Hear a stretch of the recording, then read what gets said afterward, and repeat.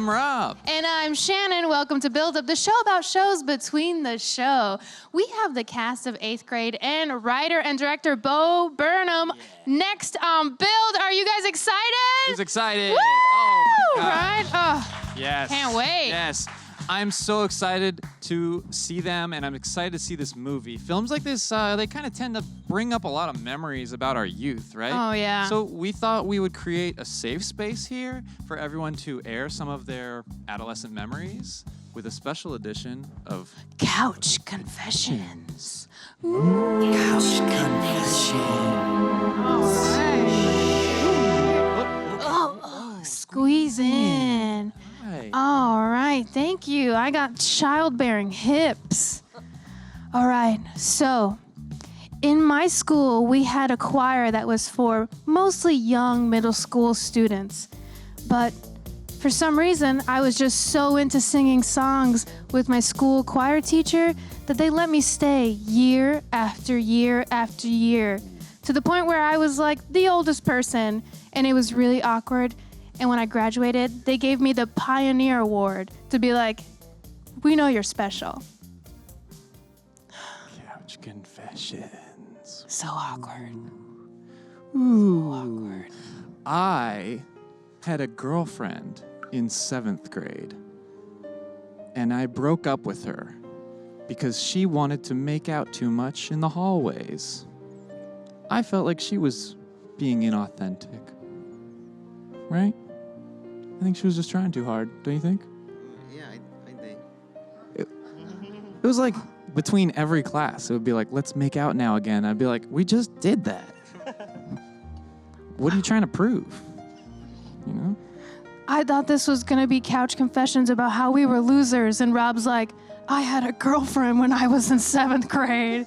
Aren't you surprised about that? Definitely. I'm like, whoa. Not that surprising, though, really. I mean, it's not that surprising. It's pretty surprising. Okay. Well, when I was in 8th grade, nobody ever liked me. Every crush I ever had always liked my best friend, Emily, because she had something called boobs, something I still don't have. So basically, I was like, if I'm ever gonna get someone to like me back, I should probably start liking the nerdiest, zittiest people. And wow, I really crushed on some uglies, but they never liked me back. I even crushed on this kid who was 2 grades younger than me and always had ham and cheese stuck in his braces. And he talked like this with his finger, like the kid from The Shining. And he still didn't like me back. Dang. Why? Why? I find that hard to believe. Oh, thank you. Would you date me? If I was a different sex and a lot younger. Hey, I'm down, just so you know. That's something. That's still something. Yeah, I think it might happen. One time, when I was in middle school, I called my parents to pick me up from my friend's house because I felt nauseous. When they arrived, I got in the car and immediately threw up right in the car. They were sure that I had been drinking, but it turns out I had just laughed too hard with my friends and the pineapple juice went down the wrong pipe. I didn't get drunk or throw up from drinking for another 5 years. Wow. Yeah. Does Rob smell like vomit right now? No, not really. Yeah. Okay. All right. Good. Well, in my school, volleyball was like a super popular sport. And if you were good at volleyball, everybody liked you. Guess what? I'm not good at volleyball. So basically, every time I played, I would get hurt. And for some reason, literally, I'd always get smashed in the face with a volleyball. So for most of my existence, I had half of my face all red and swollen. And people would be like, hey, Shannon, a.k.a. Quasimodo. Do you love getting hit in the face with a volleyball? My favorite thing. You're a freak. Freak. If you had asked me what my favorite thing in the world was in 8th grade, my absolute favorite thing in the world, I would have answered ska music. unironically. Couch confession. Wow. One time in the 8th grade, me and some of my classmates were just hanging around our teacher's desk having some tween combo. Oh, what a fun time, right? No, because then our teacher started saying, who has BO? Who has BO? Who has a body odor issue? And then she sniffed us out and she said, it's Shannon. And then for like 5 minutes straight, she said, Shannon, deodorant is important and you're a grown-ass woman. You should wear it. Do I smell right now? Mean. She was very mean. Oh, thank you. You make me feel so much better. I just want to let you know I wore deodorant, but I don't think it's working. That's okay. We accept it anyway. You know, when I was in middle school, I had a nickname. People would call me Forrest Gump. I'm sorry, young Forrest Gump. Because I looked exactly like young Forrest Gump in haircut, in body, and I ran funny. Wow. You like young Forrest Gump? Yeah, I like Young Forrest Gump. It's a great movie. See? Maybe I wasn't that uncool after all. I don't know, Rob. I've seen you run, and you're not very fast. Sorry, this seat's taken. That's a little callback from Forrest Gump. I remember it. Oh, I'm cracked myself up. So, one time at school, I laughed so hard I peed myself. Hey, it happens. No big deal, right? Except it was a big deal because my high school didn't have locker rooms or showers or offered changes of clothing. And my dad was one of those dads who was like, perfect attendance is super important. You can't miss a moment in school. So he wouldn't pick me up. So I spent the entire day covered in piss, smelling like hot piss. I grew up in Puerto Rico where it's always like 90 degrees. Have you sat in scorching hot piss? It doesn't make you popular. Believe it or not. Wow, this took a really rough turn. Have you ever peed yourself? I'm not telling you that. This is a safe space. How dare you? Tell me some secret. What were you like in the 8th grade? I wouldn't want to go back to 8th grade. Tough times, right? Tough times. It's much better to be a grown-up. Oh, I love being old. When you pee yourself as an adult, you can run places. You could change your clothes. You could take showers. You have options. Being an adult is great. But back to 8th grade. When I was in middle school, I had a shirt. I loved it a lot. I wore it in my 8th grade yearbook photo. I kept wearing that shirt. It stayed a part of my regular rotation from that point on. And I still wear it to this day. It's the shirt I'm wearing right now. Because my body hasn't grown much since 8th grade. I don't know why. Somehow, it still fits. I'm impressed. Thank you. This has been Couch Couch Confessions. Oh, thank you wow. so much. How's your arm? Are you doing okay? Yeah, sorry. Thanks for putting up with that. Oh, that was just like, I felt so open and Yeah. safe. No judgments there. Because, you Yeah. know, we've all been young and we've all been zitty and unpopular. Yep. Most of us. And mostly gross, actually. yeah. Oh, I got a sorry. bill Yeah. to Sure, Oh my sure, God, yeah, Ricky come on. You guys are out here Camilleri! dicking Oh, around. yes. Please get make Playing it. little make games it- out here. Oh, you know. you're my Confessing favorite your moderator. Childhood fantasies Wow. to an audience of strangers like I'm weirdos. so sorry. Freaked all of them out. I'm surprised they haven't left before the big interview with the talent. What are you guys doing? I was just Don't telling answer them. that question. It was Okay. rhetorical. We have to start the interview. So sorry. Would you tell us real quick what were you like in 8th grade? I can't imagine you as Oh. anything other than a full-grown man. That's a compliment, I think. It shows is. that I have no boyishness in me whatsoever. I'm just an adult man.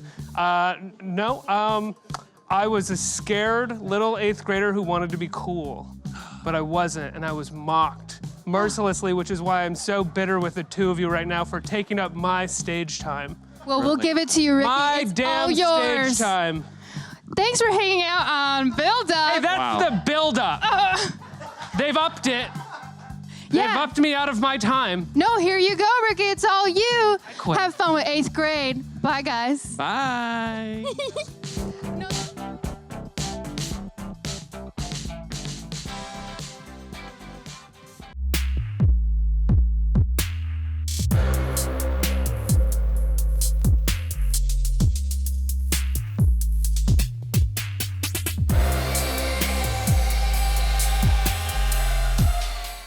Thanks, everybody. Welcome to Build. I'm your host, Ricky Camilleri. One of the best movies of the year is about the ups and downs of being 13 in a hyper-toxic, hyper-self-aware, hyper-public world. It's called 8th Grade, and it's a wonderfully written and performed film that captures all of the awkwardness, insecurity, of pitfalls of being an adolescent. It's currently playing in select cities and opens nationwide August 3rd. Let's take a look at the trailer, and I will try not to cry again. Hey guys, it's Kayla back with another video. So, the topic of today's video is being yourself. Being yourself can be hard, and it's like, aren't I always being myself? And yeah, for sure.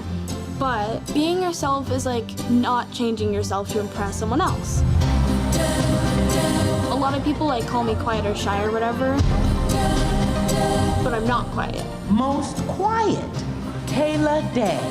I don't talk a lot at school, but if people talk to me and stuff, they'd find out that I'm like really funny and cool and talkative. By the way, I like your shirt a lot. It's like so cool. What?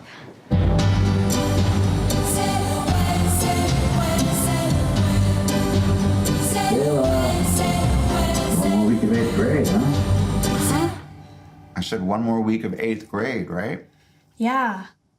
That's crazy. Yeah, huh? Okay, so growing up can be a little bit scary and weird. We will begin to explore these changing bodies of yours. It's gonna be lit. As always, make sure to share and subscribe to my channel. Gucci. I think you're so cool. Maybe you just need to put yourself out there a little. I'm gonna stop eating with you if you keep doing You said I could say one thing. I'm really like nervous all the time. I try really hard not to feel that way. But you just need to face your fears and let people know the real you.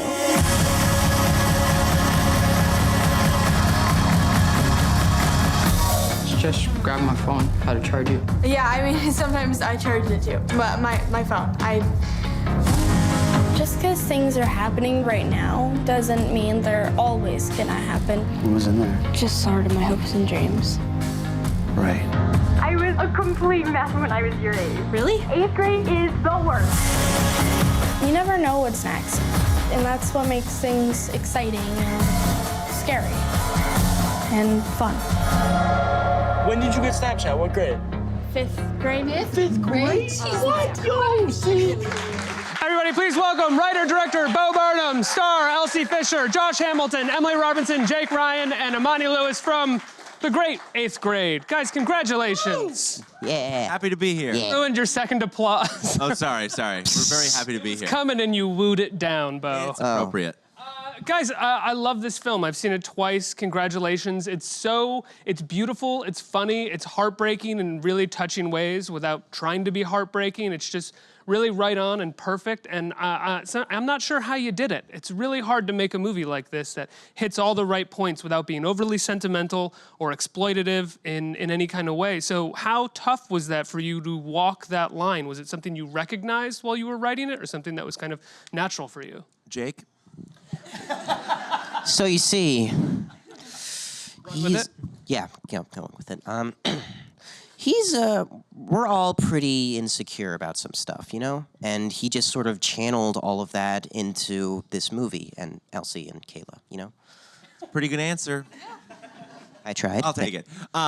Yeah, I don't know. I just, it really was like just trying to let it be authored by the kids. You know what I mean? I didn't do this. Like, I was just this sort of camp counselor or you know, instructor or something. But it was a lot of just like deferring to the kids, you know, not trying to project a truth onto it or project what I felt like it meant to be 13 now, but just have actual 8th graders and high schoolers and let them be themselves. Now, when you were in high school, you were making videos that were fairly well seen, hilarious viral videos of you rapping. They would lead someone to believe that you were not a shy kid in middle school or high school, and I'm wondering if you were, and that's where this initially came from, because so much of this movie is about being shy. No, and I was like a hammy loser when I was in 8th grade, truly. I was just like, my anxiety didn't probably start up until I was in late high school, and then didn't really blossom until I was an adult. And like, my impulse was not to make a story about 8th grade. It was to make a story about what I was feeling now. And I saw myself in her, and I saw myself in her experience. So, you know. What is that thing that you're feeling now? Confused, worried, scared, unsure, like the moment is changing really quickly, like I'm trying to grasp at meaning and I don't have any, and I'm sweating profusely. 8th grade. You know what I mean? Like, truly, like that's sort of what the experience of 8th grade is. It feels like culturally we're going through, yes, exactly. It feels like culturally we're going through an 8th grade moment. You know what I mean? Like Like every day is a fresh hell that we're trying to get out of? Yes, okay, yes. Yeah. Yeah, and our president has an 8th grade reading level at best. So, you know what I mean? It's like, what the hell's happening? I think that's a compliment to his reading level, really. Yeah, pretty good, yeah. You are incredible in this film. I hate to shower you guys with so many compliments, but you deserve them. And I mean, I was watching the movie for a second time with my wife, and within seconds she went, "Wow, she's great." Within seconds of your performance, you're so good. How much did you relate to this script, or how much did you feel like you could do this script easily? Was it natural for you? It was very natural for me. Kayla's character is very intuitive for me. And I relate to so many aspects of her, very emotionally. Not necessarily, what she specifically goes through. Like, I haven't been to many pool parties. Good. But, yeah. But I mean, like, I relate to her anxiety very much. That is something I deal with, feeling anxious now. But in this moment right now? Or yeah, all the time. Oh, okay. No, this is the general now or right now. This is very natural. This is how the 6 of us hang out most of the time. Yeah. Facing one way with a lot of people just watching us. Yeah.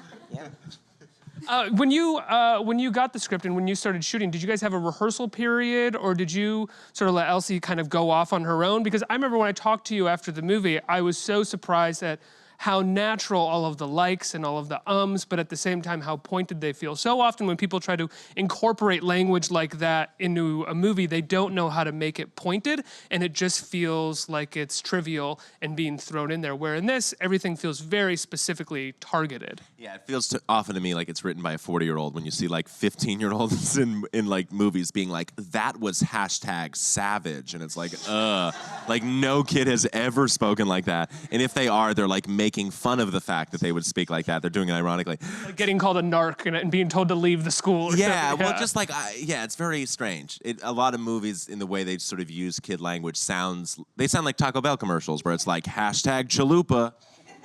I mean, it makes me want to like curl up in a ball and die. So yeah, there's a lot of rehearsal, but it was the script is written. So the thing about being yourself is I'm reading this off a piece of paper. Oh, sorry. Okay, so she's giving a very technical performance, but the script, it wasn't like I was going, you forgot an You know what I mean? It's like the script was just giving permission to all the kids to be inarticulate, which is what being a kid and being a person is.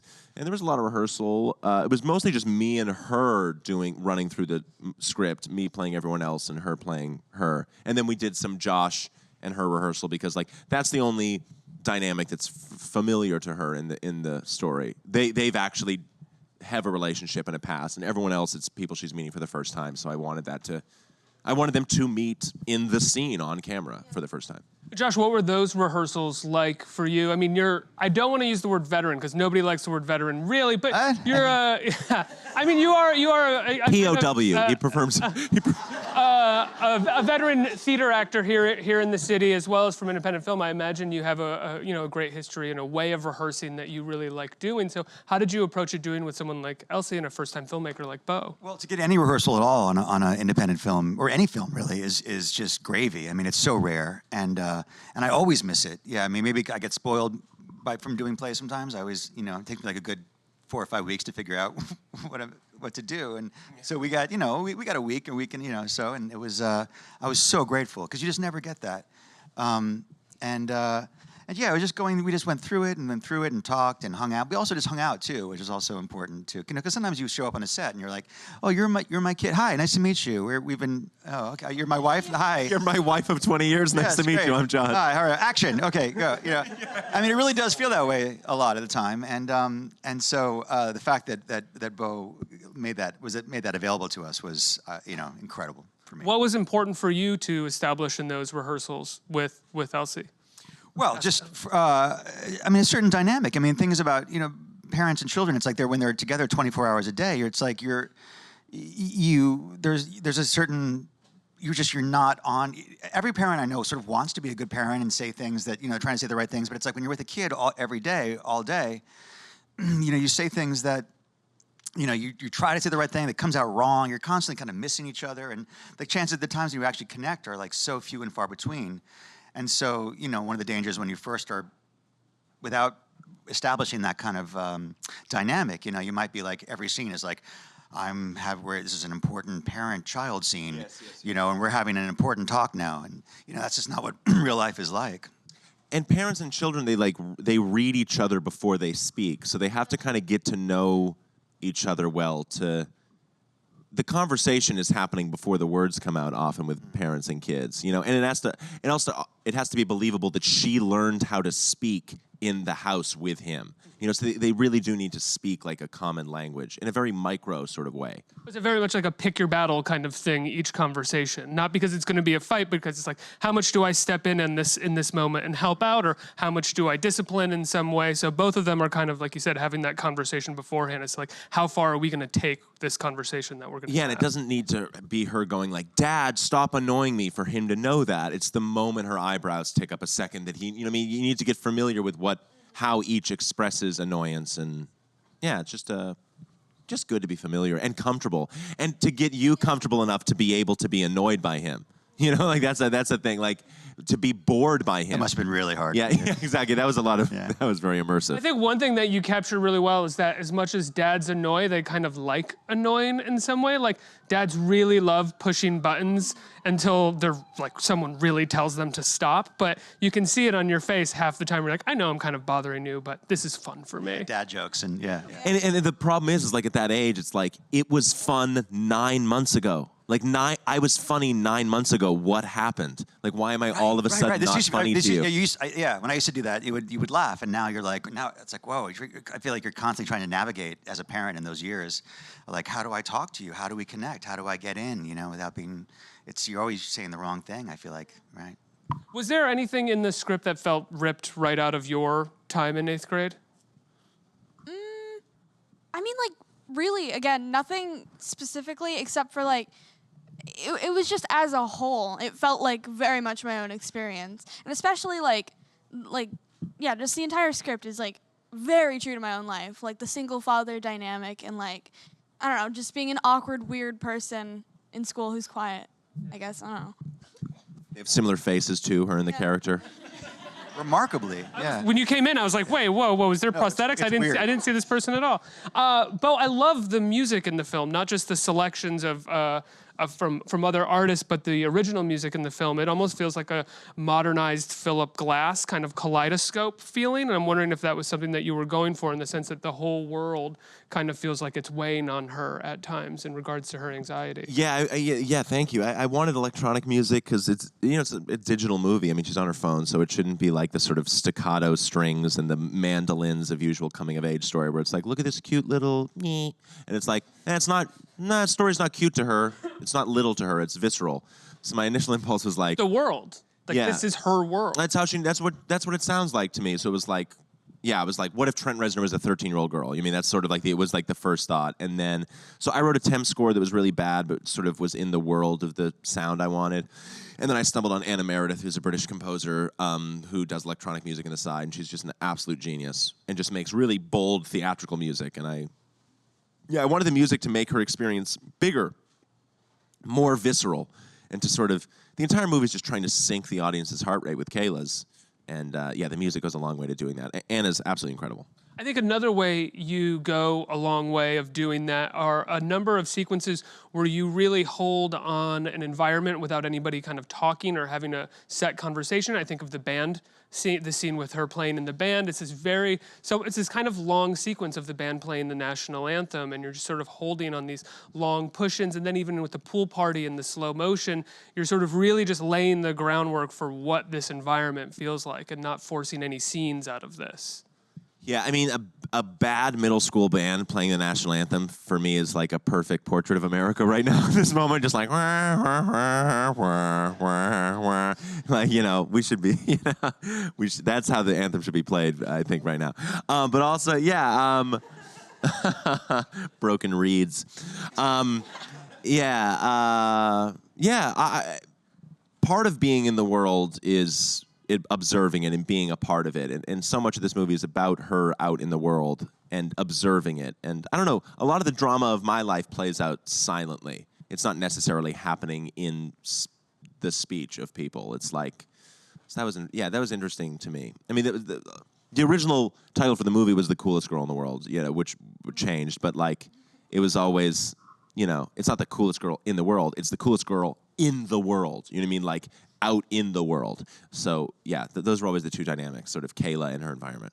Now, Imani, Emily, you have this conversation in the mall. Kayla is there as well. But I really liked that scene, and it's fairly brief, but it shows that teenagers sort of have the capacity to have very, I would say, heavy conversations about race and about society without actually really offending each other, but communicating with each other and learning from each other, even though they're telling jokes and they're being kind of sarcastic at times. What was it like to get the chance to do that scene? I think rarely teenagers are given that kind of complexity without a writer-director showing how much complexity they're giving teenagers and being so proud of it as a director. Yeah. We're doing. I feel like when we were shooting that scene, Bo would tell us all the time, like, you know, just be natural. Think about you're just kicking it with your friends. You know, you guys are just talking. Just talk. And he'd shoot a word and be like, all right, just talk about it.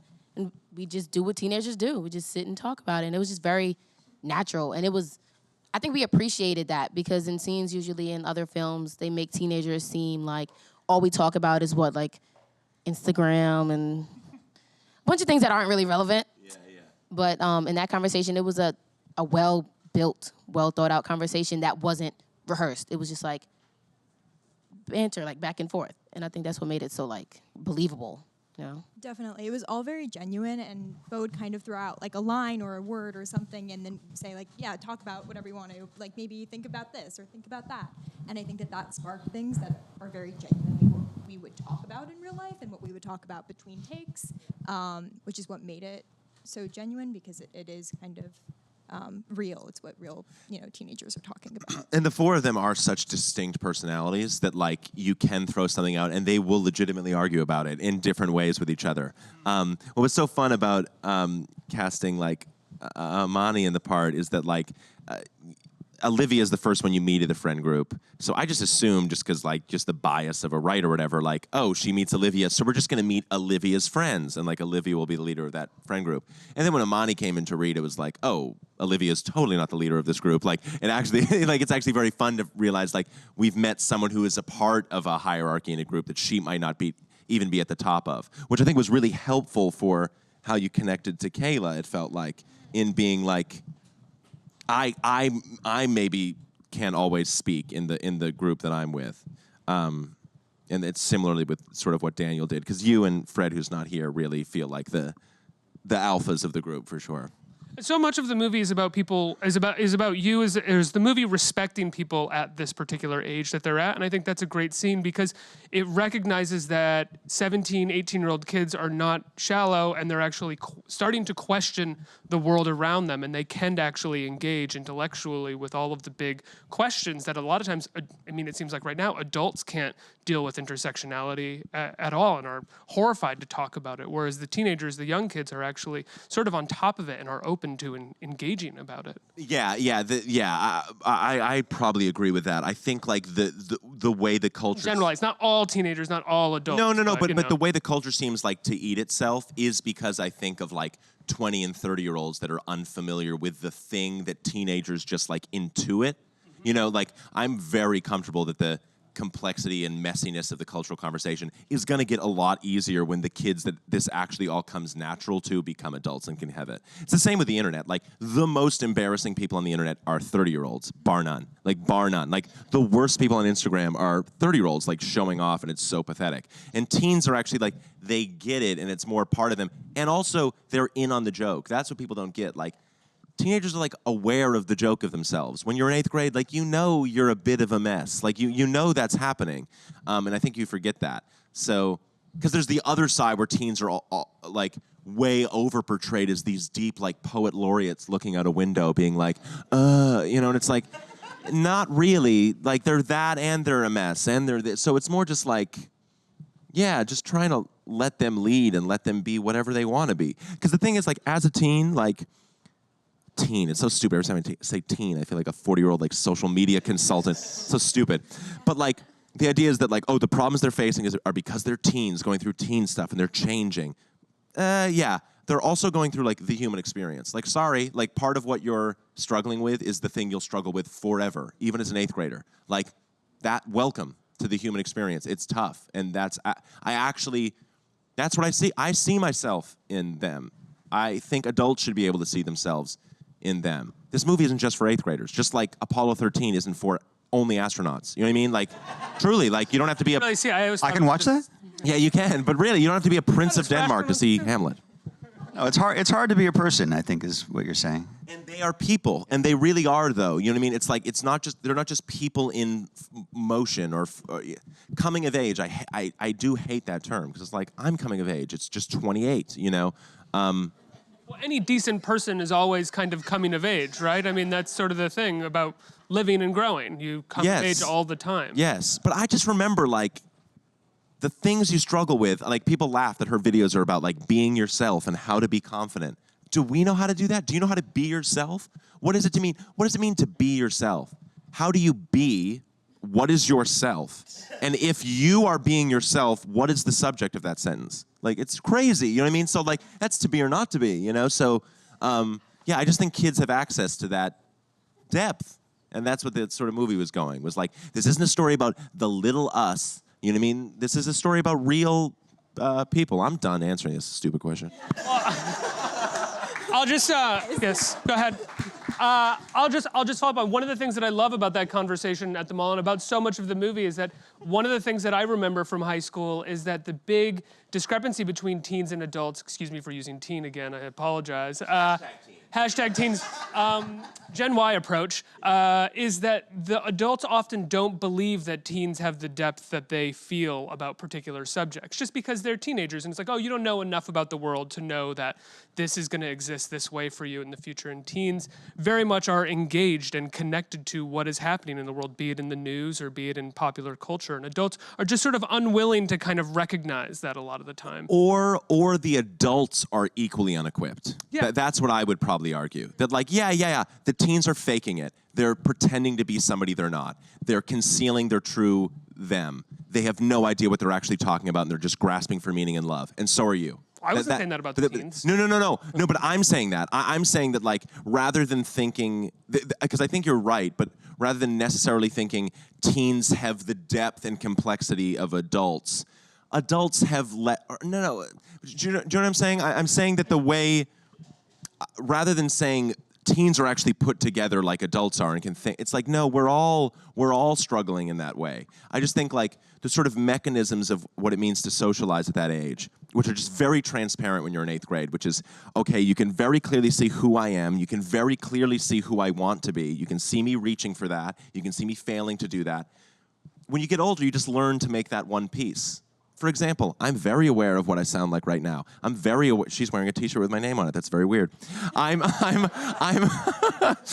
very aware of. Good to see you again.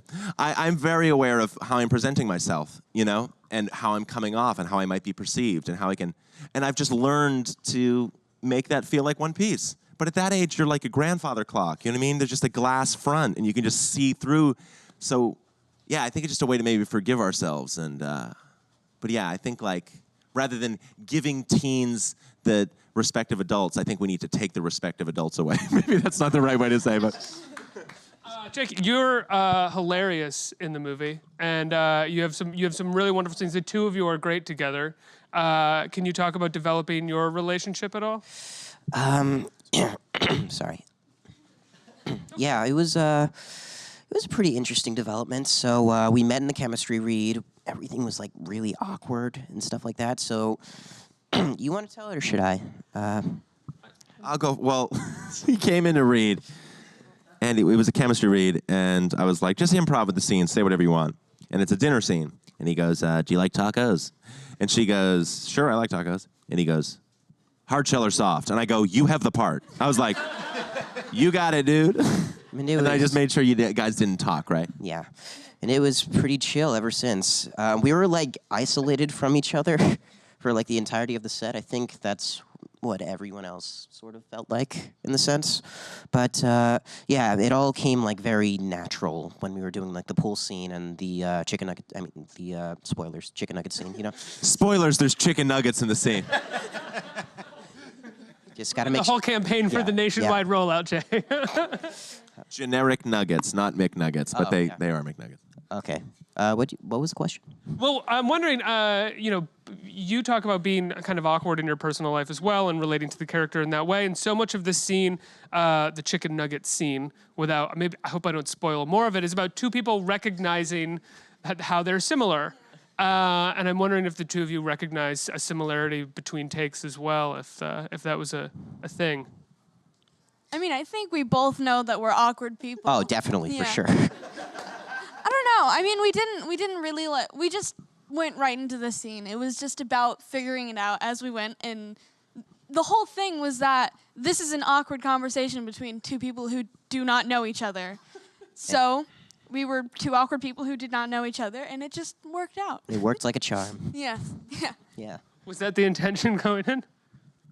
Yeah, I mean, you know what I mean? It's like, yeah, it's just supposed to be like genuine, really. I mean, the stakes of, and I think it's just a friendship. You know, I don't see it as a date. I just see it as like friend. Well, the thing is, like a date a friend getting together as friends feels as high stakes as a date at that age. Everything feels like a date at that. It's like everything is so high stakes. Getting together with a new friend at my age feels like a date. Yeah, it's exactly. like a really weird thing. Like, yeah, exactly. Am I gonna not hang out with my partner to hang out with you now? How do I figure this out? Yeah, it's awful. Yeah, but part of it is like, yeah, just your self-awareness is flicked on at that age, like a light switch, and you just look at yourself and you go like, oh my God, have I been this the whole time? Like, oh my God, and you like try to build the parachute as you're falling, and like, and to me, it's not like awkward. It's just it's true. It's so much truer than the adult way we get together, where we go like, have you seen? Oh, you Yelp this place? It's like, who cares? You know what I mean? I don't know. Like that's such a lie to me,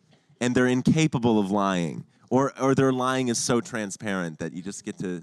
So to me, it's not going for awkward. It's just going for, I don't know. Awkward's beautiful. I love, You know, one of the first sort of big things that you did was that show that you had on MTV that you directed and you starred in, right? I never directed. You didn't direct it, excuse me, but you wrote it and you starred in. It was essentially your show, and it was all about this sort of megalomaniacal teenager that was presenting a different idea of himself on camera versus the life that he actually had behind camera. He was presenting like a very grandiose idea of himself, but was kind of failing behind the scenes. And I'm wondering if you find any of that in this movie as well, and if that's going to be kind of like maybe a lifelong obsession for you in terms of the way that we present ourselves versus how we may actually be or feel. I hope not. I hope I get I get think of something else at some point. But yeah, that show is like a more sort of a sillier, like brighter sort of sitcom version of that. But yeah, I've always been interested, I think, in the way we present ourselves and the way our lives feel like a performance, you know. All the world's a stage. You know, it's been around for a while, you know. You know that quote, all the world's a stage? I do not, Little unfortunately. Shakespeare, Billy Shakespeare. You read Little Shakespeare? Not yet, but I'm going to in my sophomore year. Oh, hell yeah, dude. Yeah. Anyway, yeah, so, yeah, I was trying, but the show was canceled by MTV after one season. Viacom, I'll never forgive you. Is it up anywhere, though? It is very funny. For people who like 8th grade and are interested in your work, it is a very funny season of television. Appreciate it, and it is buried and you can't find it. Is that true? Yeah, no, it's available on Amazon Prime. The people I sold the show to all got fired and new people got replaced, so it wasn't their baby. But clearly I'm not resentful. Let's get some questions from the audience, all about the executives that canceled his show, please. Hi, everyone. I'm Dan, and I'm really excited to see this movie because I'm actually going to Stony Brook University to be an English teacher for middle and high school. So yeah, I was wondering, what advice do you have for 8th graders who are going into 8th grade and who might be scared, because after that they're going to be going to high school. So what advice do you have? And also, I really love Shakespeare. Hey, what do you teach, man? I'm going to teach English. Oh, amazing, cool.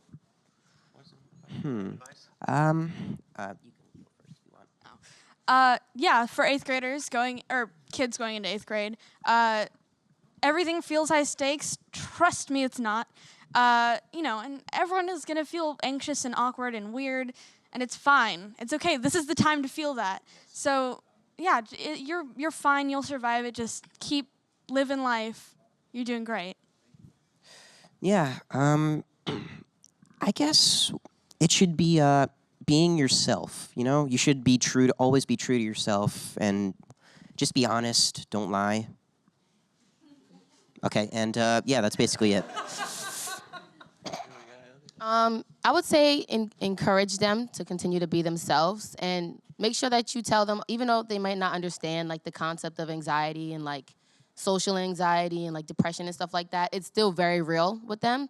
So if they do decide they want to bring it to you, listen, and just tell them like it's normal, and just get them to embrace it, because it's not going to stop, so might as well get used to it, Yeah, I think off of that, like whatever you're feeling is super valid and real.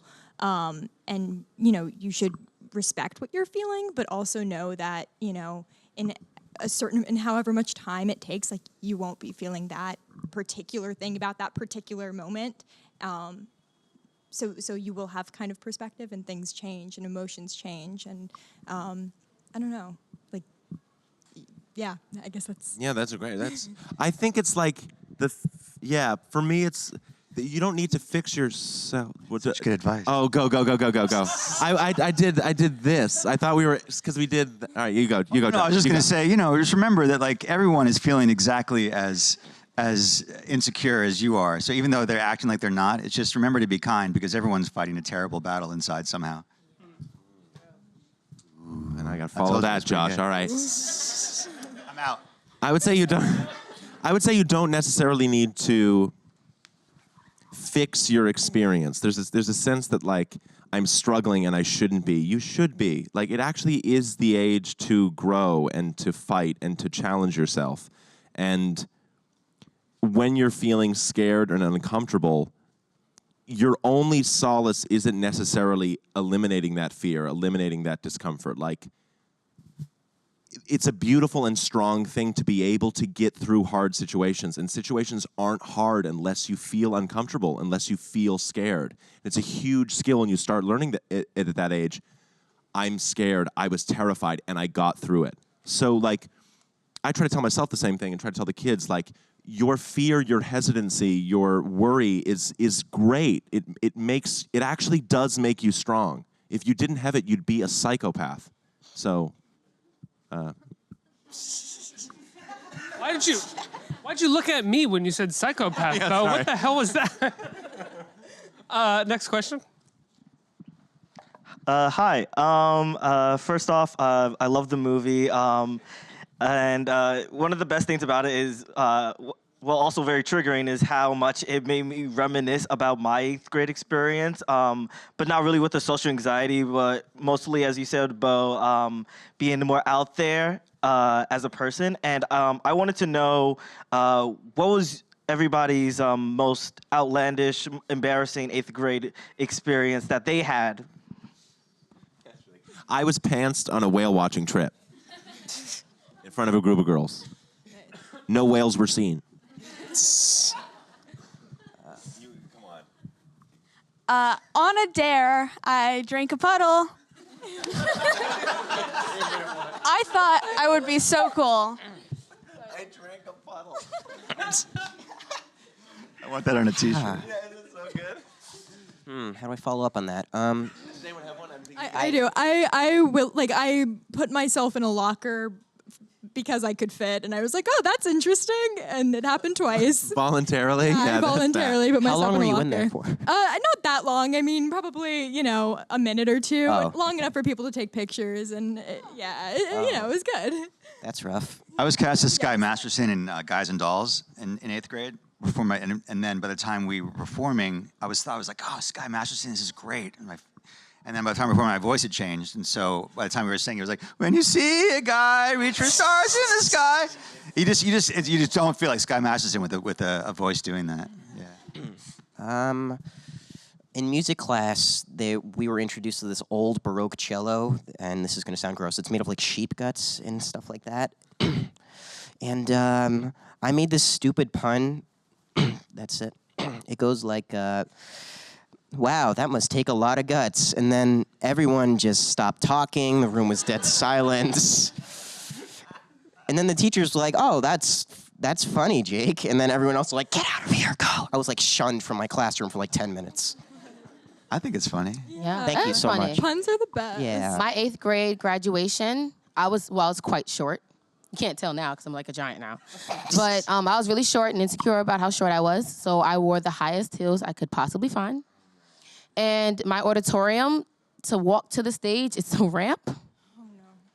You can put 2 and 2 together. I fell down the ramp. When did you grow?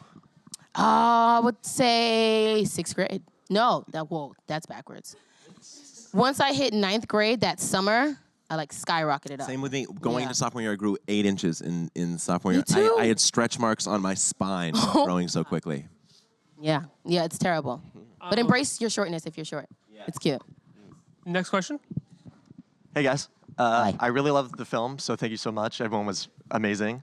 But I wanted to ask you, I heard you say that now at this point in your career, you're done expressing yourself through yourself. So for fans of your stand-up, do you think it'd be any time until you get back to that, or do you think we should expect other works of art from you? Oh, I wouldn't expect works of art. That's a high. You can expect maybe some works. No, I'm not done with it. I was done with it. Like I was so tired of it. I could get back into it. Yeah, sure. What made you tired of stand-up? I was tired of it and also freaking out about it, but I'm better about it now. But I having panic attacks on stage. It was not a great time. But yeah, if I have something to say, I'll get back up there, do a little dance.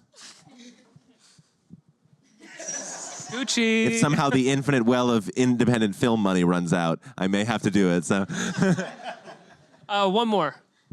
Hi, Bo. I was listening to a podcast with you the other day, and you were talking. I'm so sorry.